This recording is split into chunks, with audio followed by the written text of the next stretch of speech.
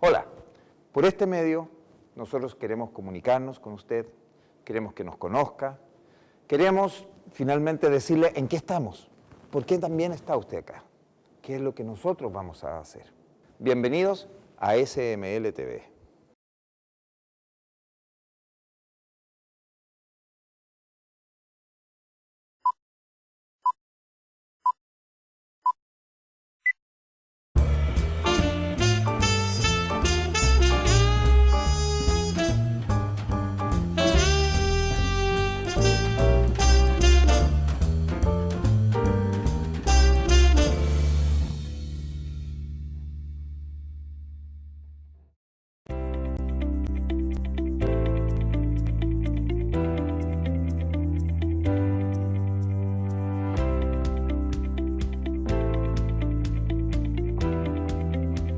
Con más de 100 años de experiencia, el Servicio Médico Legal es una entidad pública de excelencia y confiabilidad en materias forenses, comprometida con Chile, la justicia y la ciudadanía.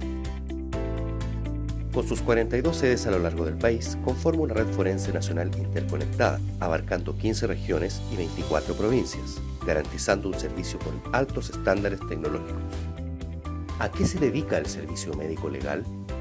Constatación de lesiones, constatación de agresiones sexuales, pericias psicológicas y psiquiátricas, exámenes de ADN por filiación, exámenes de ADN de identificación, recepción de antecedentes por presunta desgracia, exámenes toxicológicos, exámenes de alcoholemia, investigación de responsabilidad médica, reevaluación médica por licencias de conducir rechazadas, análisis de restos óseos de larga data, autopsias médico-legales. A su vez, la institución realiza trabajo académico e investigación científica por intermedio del Instituto Carlos Ibar, vinculándose con universidades nacionales e internacionales, siendo parte de la Red Iberoamericana de Instituciones de Medicina Legal y Ciencias Forenses. Consultas al teléfono nacional gratuito 800-800-006. Más información en www.sml.cl. Servicio Médico Legal, comprometido con un Chile justo.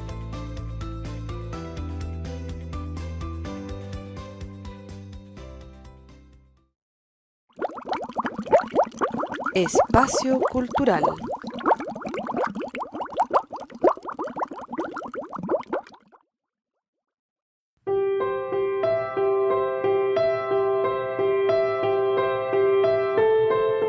Uno de los temas centrales cuando uno habla del patrimonio no es solamente entender qué es el patrimonio de la sociedad actual, sino la capacidad que tiene una generación de traspasar esta necesidad que tiene todo grupo humano de saber de alguna manera qué es lo que le pertenece, cuál es su identidad, cuál es su memoria.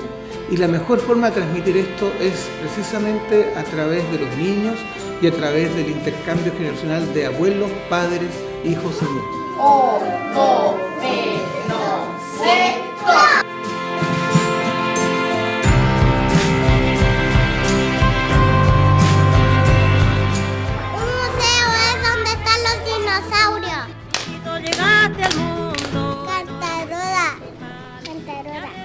Trabajando en conjunto con el Consejo de Monumento y la Junji en la región metropolitana, en algunas comunas del sector sur de Santiago, se logró generar una empatía, generar un vínculo emocional y cognitivo con los niños a través del juego.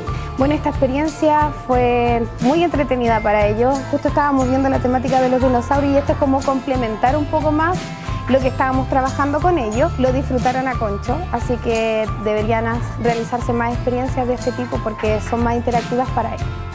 Tenemos que generar en toda la ciudadanía una comprensión de que el patrimonio es importante para nuestra identidad, importante para nuestra memoria, importante para valorar lo diverso e importante para nuestro desarrollo y nuestro progreso.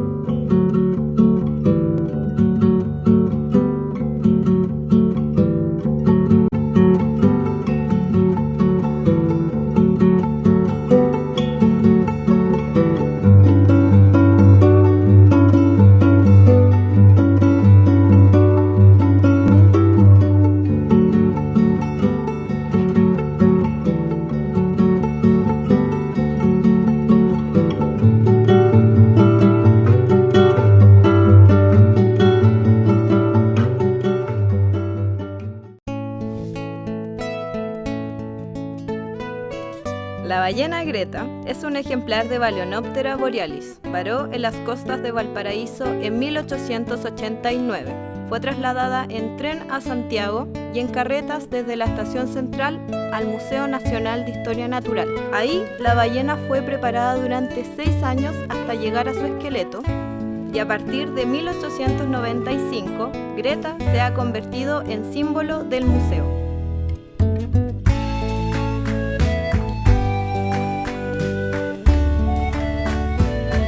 Esta pieza es parte de nuestro patrimonio, y el patrimonio también es tuyo. Disfruta gratis de nuestros 26 museos en todo Chile.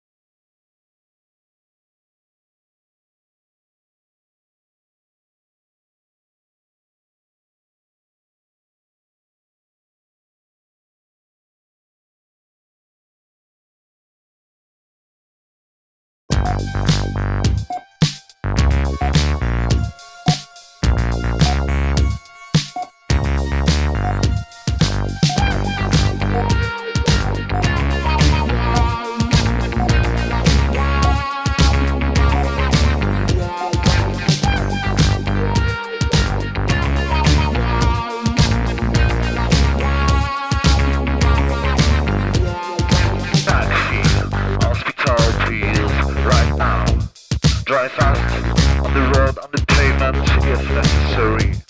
Don't stop, don't even think to start this car. Don't slow down, don't even think to start this car.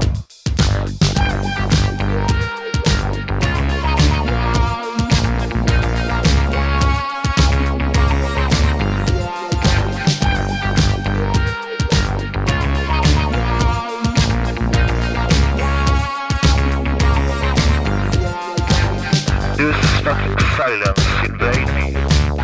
I feel madness of a coming. I'm scared. The worst, I don't know why.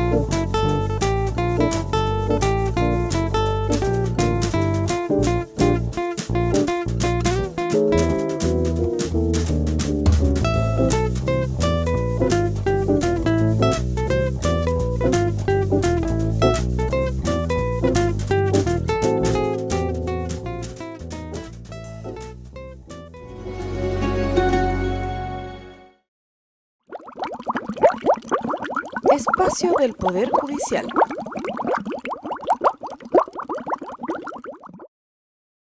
En los primeros años de la República, la venta, producción y consumo de alcohol estuvo regulada por el régimen que venía desde la colonia, donde los municipios eran los encargados de imponer impuestos y otorgar patentes.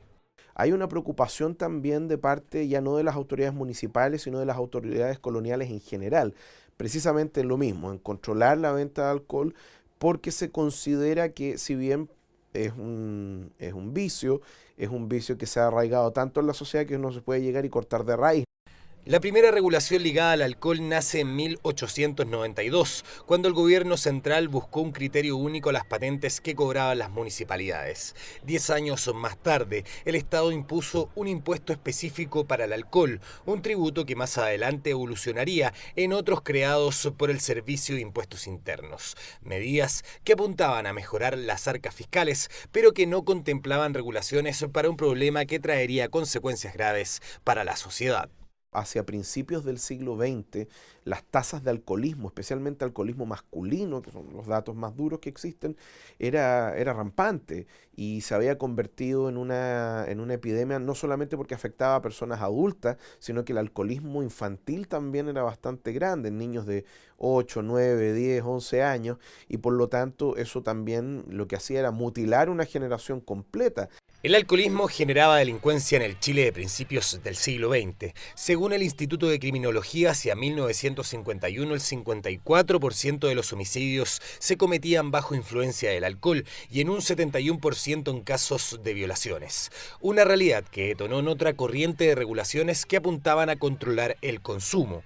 Los gobiernos de José Luis Sanfuentes, Arturo Alessandri y los radicales promulgaron leyes con este objetivo, algo que se mantiene hasta la actualidad, donde la Ley 19.925 de expendio y distribución de bebidas alcohólicas apunta a regular un correcto consumo e incluye sanciones penales a quienes la infrinjan.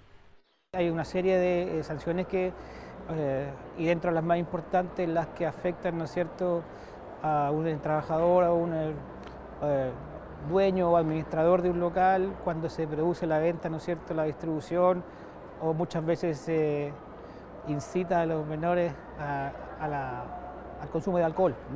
Específicamente, en la actualidad, las leyes castigan con mayor severidad la venta de alcohol a menores de 18 años. Las multas pueden ir desde las 3 hasta las 20 UTM, con penas privativas de libertad de hasta 60 días para quienes se provean de alcohol a niños, niñas y adolescentes.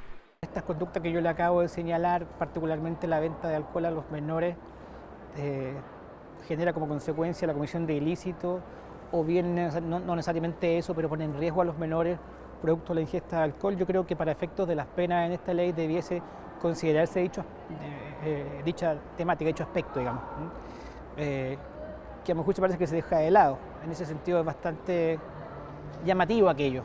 Para los expertos, estas legislaciones aún son débiles y no combaten de manera efectiva la realidad que reflejan los estudios. Según la Organización de la Salud, Chile es el país que más consume alcohol de Latinoamérica, mientras que el Servicio Nacional para la Prevención y Rehabilitación del Consumo de Drogas y Alcohol estima que el 16% de los alumnos de octavo básico ha bebido alcohol durante el último mes, cifra que alcanza un 51% en los estudiantes de cuarto medio. El Poder Judicial de Chile presenta Nuestros Derechos. Hoy veremos el artículo 19. Artículo 19. El derecho a ser protegido contra el maltrato. Nuestro país debe protegernos contra cualquier tipo de maltrato. Estemos bajo el cuidado de nuestros papás o de otra persona. Tenemos derecho a ser protegidos contra la violencia, el abandono, el descuido, la explotación y la violencia sexual. El Estado debe garantizarnos que nunca seamos maltratados. Ese fue el artículo 19. Nos vemos en el próximo capítulo de Nuestros Derechos. En los primeros años de la República, la venta, producción y consumo de alcohol estuvo regulada por el régimen que venía desde la colonia, donde los municipios eran los encargados de imponer impuestos y otorgar patentes. Hay una preocupación también de parte ya no de las autoridades municipales, sino de las autoridades coloniales en general. Precisamente lo mismo, en controlar la venta de alcohol, porque se considera que si bien es un vicio que se ha arraigado tanto en la sociedad que no se puede llegar y cortar de raíz. La primera regulación ligada al alcohol nace en 1892, cuando el gobierno central buscó un criterio único a las patentes que cobraban las municipalidades. 10 años más tarde, el Estado impuso un impuesto específico para el alcohol, un tributo que más adelante evolucionaría en otros creados por el Servicio de Impuestos Internos. Medidas que apuntaban a mejorar las arcas fiscales, pero que no contemplaban regulaciones para un problema que traería consecuencias graves para la sociedad. Hacia principios del siglo XX, las tasas de alcoholismo, especialmente alcoholismo masculino, que son los datos más duros que existen, era rampante y se había convertido en una epidemia, no solamente porque afectaba a personas adultas, sino que el alcoholismo infantil también era bastante grande, en niños de 8, 9, 10, 11 años, y por lo tanto eso también lo que hacía era mutilar una generación completa. El alcoholismo generaba delincuencia en el Chile de principios del siglo XX. Según el Instituto de Criminología, hacia 1951 el 54% de los homicidios se cometían bajo influencia del alcohol y en un 71% en casos de violaciones. Una realidad que detonó en otra corriente de regulaciones que apuntaban a controlar el consumo.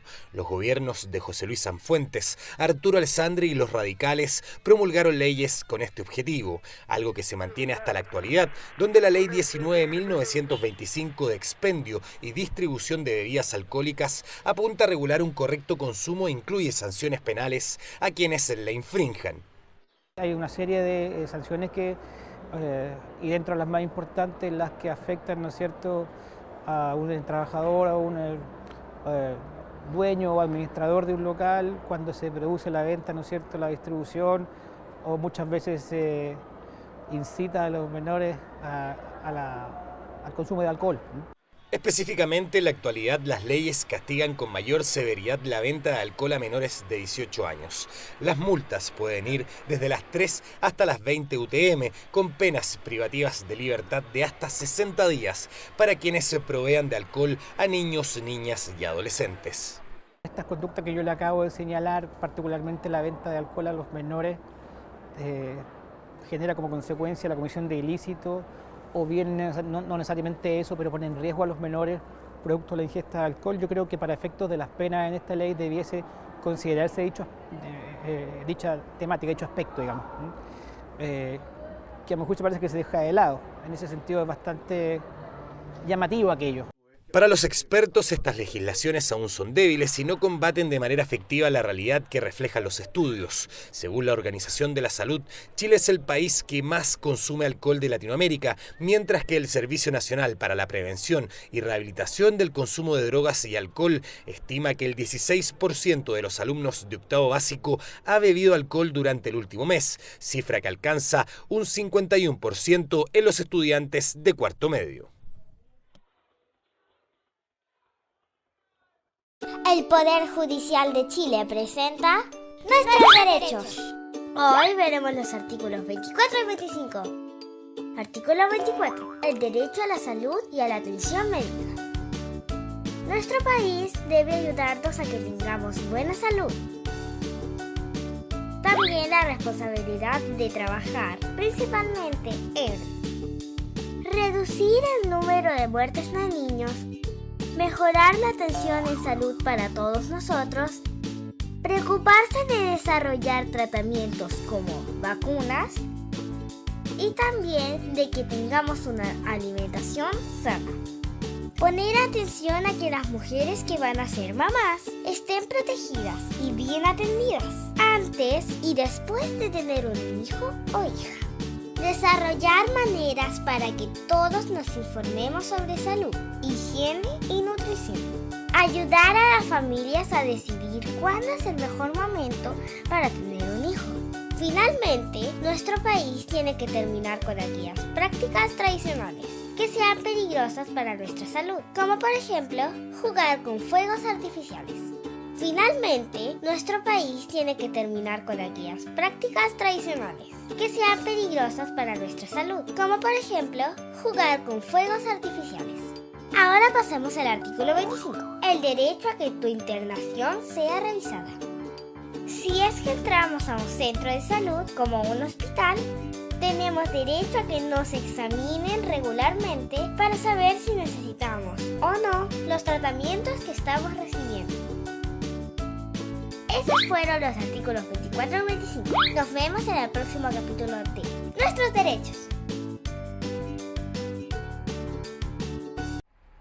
El trabajo infantil en Chile es un fenómeno que se registra desde los primeros tiempos de la colonia. Al pasar de los años, la sociedad ha tomado conciencia de la necesidad de regular la actividad laboral a temprana edad, ya que restringe las posibilidades de desarrollo de niños y niñas. Bueno, el trabajo infantil es de larga data, es muy antiguo en el mundo, desde que el mundo comenzó, los niños se han dedicado a trabajar. Y obviamente eso ha implicado que los niños, cuando están dedicados al trabajo, hay muchas otras cosas que se pierden y se impide el pleno desarrollo de su personalidad. Ya hacia principios del siglo XX hay un cuestionamiento al trabajo infantil, hay una conciencia de que el hecho de que los niños trabajen es algo que no está tan bien y eso se empieza a modificar desde principios del siglo. Y esa realidad empieza a cambiar a través de la legislación que durante todo el siglo XX va a, de algún modo, normalizar el trabajo infantil. Si bien en 2015 la encuesta de actividades de niños, niñas y adolescentes de la Oficina Internacional de Trabajo arrojó que 230.000 niños realizan alguna actividad económica en el país, Chile es uno de los más avanzados en la erradicación del trabajo infantil. La Ley de Instrucción Primaria de 1920 fue la primera regulación que fomentó la educación por sobre el trabajo. Con la promulgación de la Ley de Instrucción Primaria en 1920 hay una ampliación de la población infantil y por lo tanto hay una población de niños que empieza a dejar de trabajar y empieza a ir a los colegios. Las leyes laborales de 1924 consolidaron la protección de los niños frente al trabajo durante las siguientes 7 décadas, hasta que nuestro país se suscribió a la Organización Internacional del Trabajo en 1990. Esta entidad considera el trabajo infantil como una mala práctica que debe erradicarse. La ley número 20.189, promulgada en 2007, complementó los compromisos internacionales y reguló el trabajo que realizan menores de 18 años. Esta obliga a que hayan terminado la educación media para que trabajen, y de no ser así, no debe dificultar su asistencia a clases. Además, especifica que menores de 15 años no pueden trabajar. Si un empleador no respeta estas normas, puede denunciarse a los tribunales de familia. Los tribunales de familia también están involucrados de alguna forma en los tribunales laborales. Los tribunales laborales, por ejemplo, cuando hay infracciones a las normas del Código del Trabajo que establece la protección del trabajo infantil, la Dirección de Trabajo o la Inspección de Trabajo realiza la denuncia ante tribunales laborales. Pero el Tribunal de Familia también cumple una labor importante. Por una parte, tiene que prestar ciertas autorizaciones para algunos casos en particular que establece la ley. Una de las últimas modificaciones a esta ley fue en 2015. Esta prohibió expresamente el trabajo en lugares donde se realicen o exhiban espectáculos de significación sexual y además entregó a los tribunales de familia la función de autorizar la actividad laboral a menores de 18 años. El Poder Judicial de Chile presenta Nuestros Derechos. Hoy veremos el artículo 18. Artículo 18. Las obligaciones de tus padres. Nuestros papás deben criarnos y garantizarnos un buen desarrollo. El Estado debe ayudarnos con instituciones y servicios que se preocupen de nuestro bienestar. Por ejemplo, hospitales, escuelas y todo lo que nos ayude a crecer de la mejor manera. Ese fue el artículo 18. Nos vemos en el próximo capítulo de Nuestros Derechos.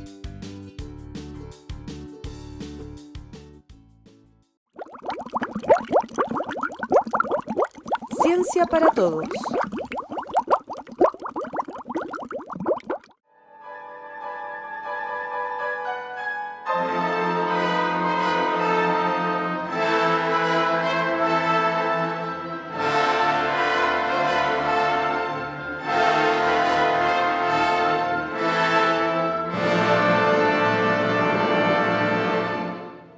Esta separación que la sociedad hizo de arte y ciencia, dos cosas separadas, antagonistas prácticamente, no tienen por qué serlo así. Hay muchos puentes, hay muchos entremedios que se pueden explorar.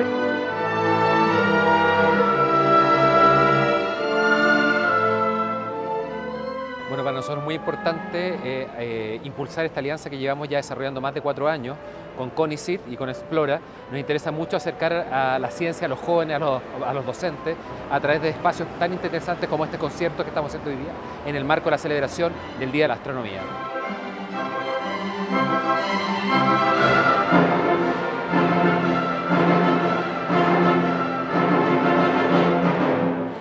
Uno puede ser científico, uno puede ser artista, uno puede desarrollarse en más de una sola cosa. Y eso es algo que le queremos demostrar a los jóvenes y a los niños, especialmente los de la orquesta. La ciencia y el arte tienen mucho que ver y la mejor demostración es lo que hemos visto hoy día, en que se ha llenado este auditorio para disfrutar tanto la astronomía, el nuevo conocimiento que se hace de Chile, el descubrimiento de exoplanetas, la posibilidad de que haya vida más allá de la Tierra, y se mezcla con la música y con el arte, y todo eso genera una fusión que es mucho más que la suma de lo que hacemos cada uno por separado.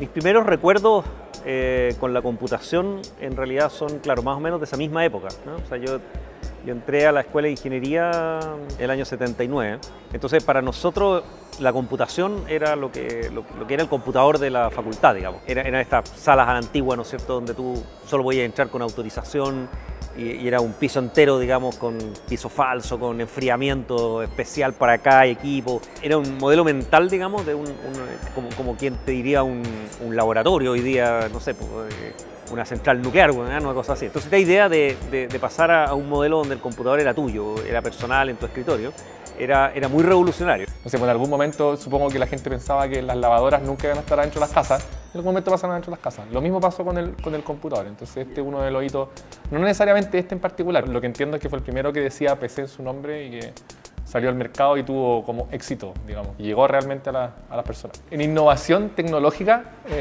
esencialmente era poco lo que tenía con respecto a los competidores a los que estaban en ese tiempo. O sea, esencialmente la innovación fue el nombre y eso lo dejó marcado en la historia. El PC personal era un fierro que era muy limitado y que no te permitía tener un sistema operativo de verdad que te cuidara los recursos y qué sé yo, porque como que le faltaban unas chorezas de hardware, digamos, ¿eh?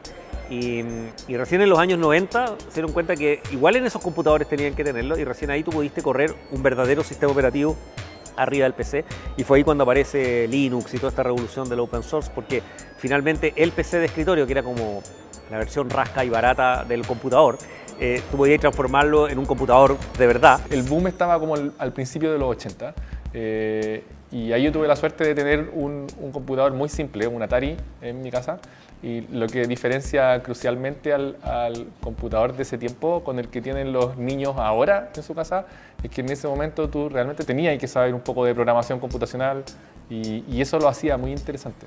Yo me acuerdo de que mis propios programas yo los tenía que guardar en un cassette. Tú podías ahí escuchar en la radio y en la radio podrían decir ya ahora vamos a transmitirle el último juego, ¿sí? Y tú ponías ahí rec en tu radio y grababas el juego, te lo mandaban por radio, ¿sí?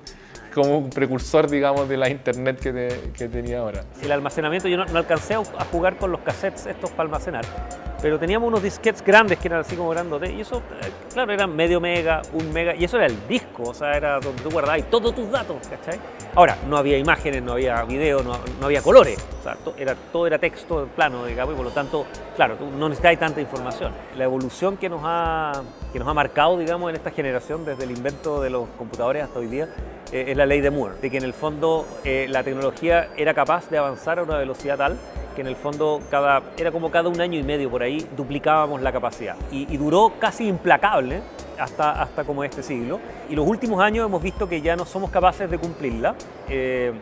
La han reemplazado un poquito por otra idea de que en vez de que los procesadores son cada vez más rápidos, tú tienes cada vez más procesadores paralelos. Si tú pensáis qué es lo que va a pasar en 10 años más, en 15 años más, no sabéis cómo va a ser el mundo, no sabemos cómo va a ser Chile, pero sí lo que sabemos y estamos seguros es que las tecnologías de información y el computador va a estar en todas partes. O sea, nosotros sí creemos que eso debiese ser una habilidad que los niños debieran tener, incluso desde preescolar. Si tienes un computador, le enseña al niño, el niño inmediatamente ve lo que está pasando y es una combinación de ciencia práctica y de cosas que son visibles. Y más que eso, cosas que pueden hacer desde que son chicos y que pueden ayudar a muchas personas. Creo que se nos va a pasar un poquito esta especie de locura en la que hemos estado metidos, de estas velocidades de crecimiento absurdas, y nos va a dar un respiro en el sentido de que, claro, que el software ahora yo creo que va a poder evolucionar para atrapar un poquito a dónde está el hardware y nos va a dar tiempo para adaptarnos un poquito más como sociedad a un mundo que en el fondo como que el corazón de nuestra vida está en manos de la tecnología.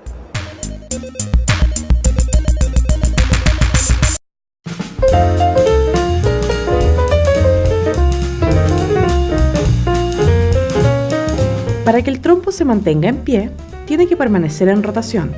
Para lograrlo, se enrolla en un cordel y luego se lanza, otorgando así una energía que lo mantendrá en movimiento y en posición vertical gracias al efecto giroscópico, fenómeno físico presente en todo cuerpo en rotación, cuyas propiedades fundamentales son la inercia giroscópica y la precesión.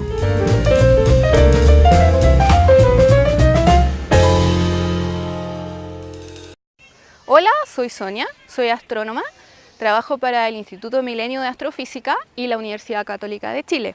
¿Tienen una idea de cuán distintos son los tamaños de los planetas del Sistema Solar? Déjenme mostrárselos con frutas de la feria. Acompáñenme a buscar los ingredientes.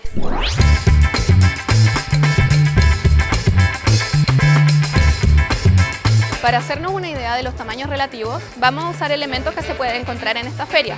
Por ejemplo, para la Tierra vamos a usar el tomate cherry. Si la Tierra tiene el tamaño de un tomate cherry, ¿qué tamaño tendría la Luna? Pues la Luna tendría el tamaño de una avellana. A esta escala, la Tierra y la Luna estarían separadas aproximadamente 1 metro. De la misma forma, en la feria podemos encontrar una gran variedad de frutas para representar los distintos tamaños de los planetas del Sistema Solar. Aquí tenemos todos los ingredientes de la feria que usamos para representar los planetas.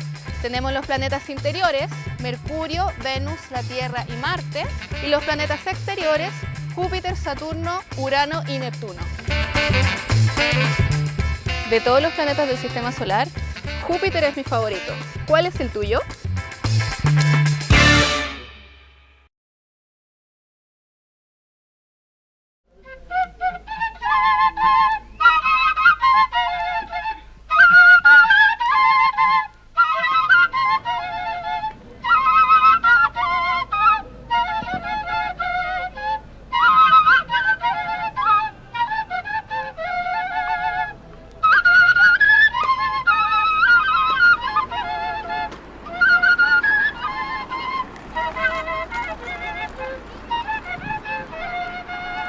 Encontramos en la cumbre del Cerro Santa Lucía.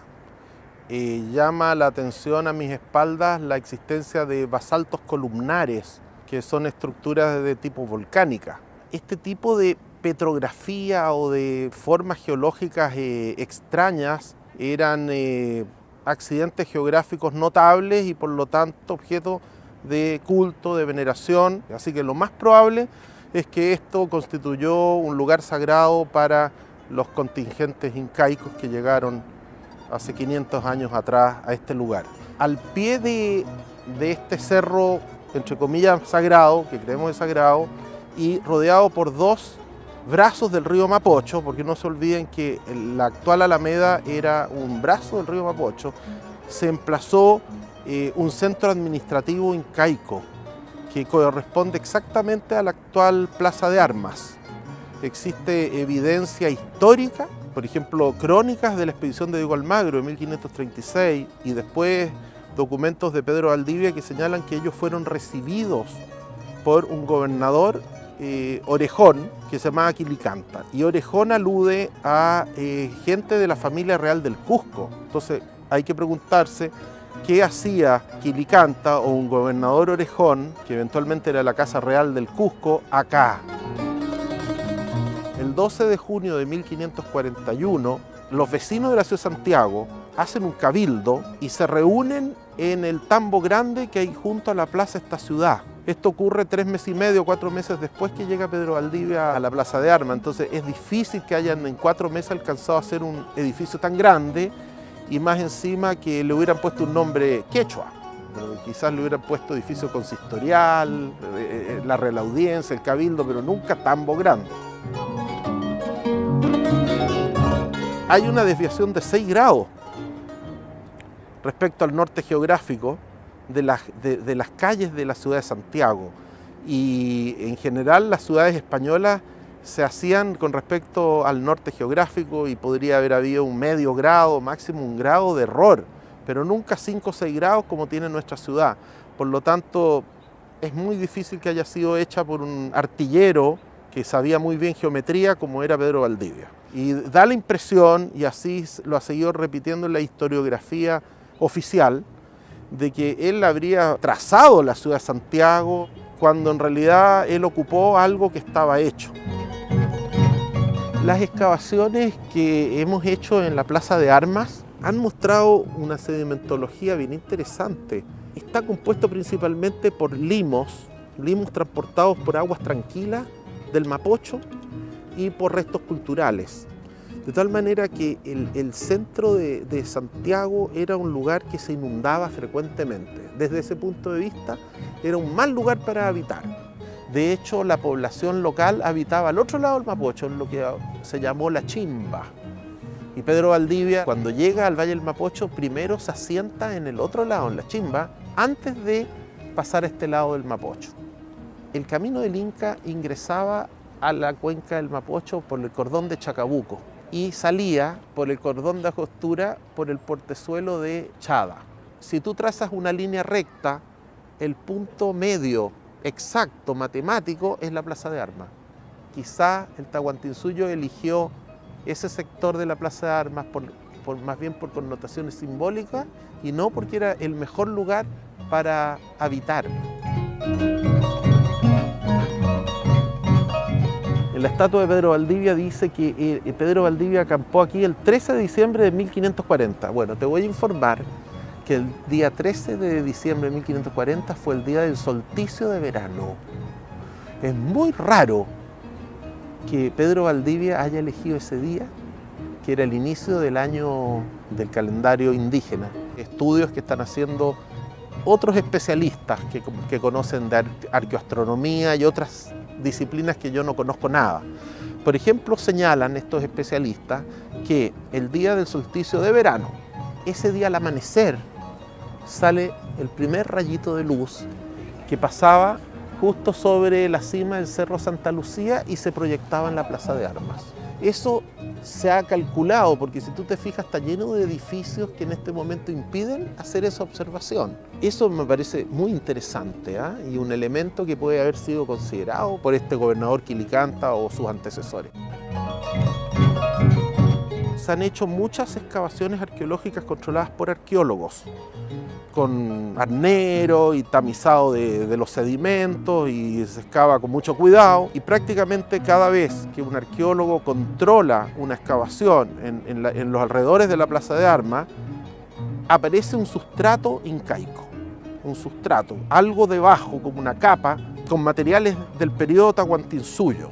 Por lo tanto, creo que hay mucha evidencia que confirma o apoya muy fuertemente esta hipótesis de que la actual Plaza de Armas fue una plaza incaica.